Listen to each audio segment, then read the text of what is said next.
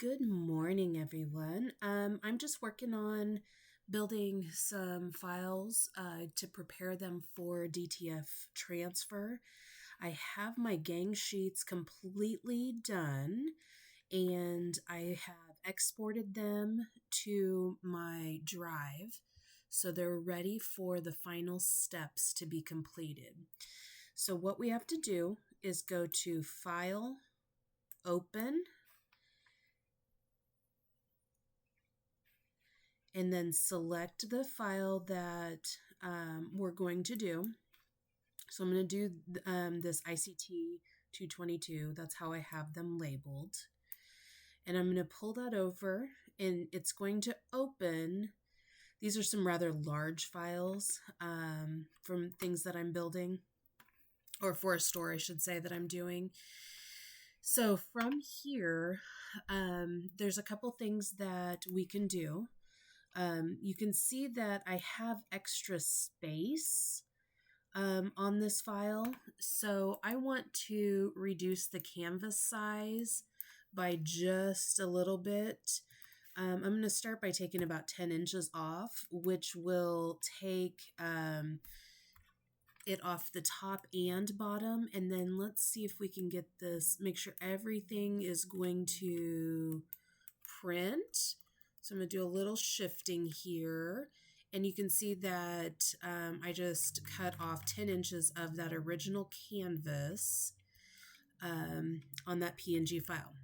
All right, so now that it's the correct size, we're going to come over, and I always start in this process because that's just how my flow works best.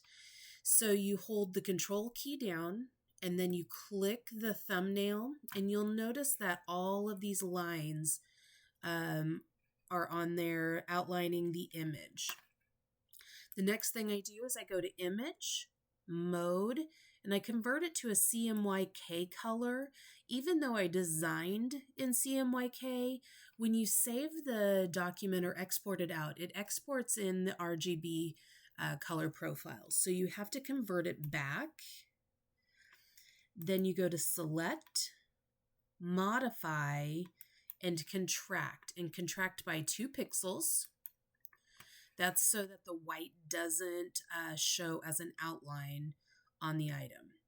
Next, you'll go to Channels, this little hamburger button, and apply a new spot channel.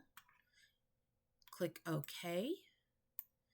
That is going to be your white layer. Finally, we're going to do a Save As.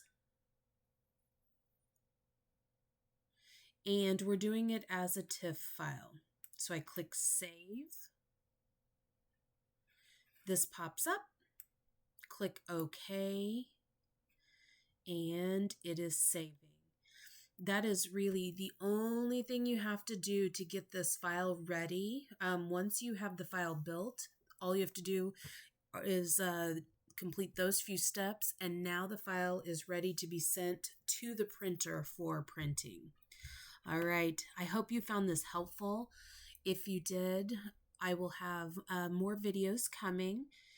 Please hit the subscribe and like button, and we'll see you next time. Thank you.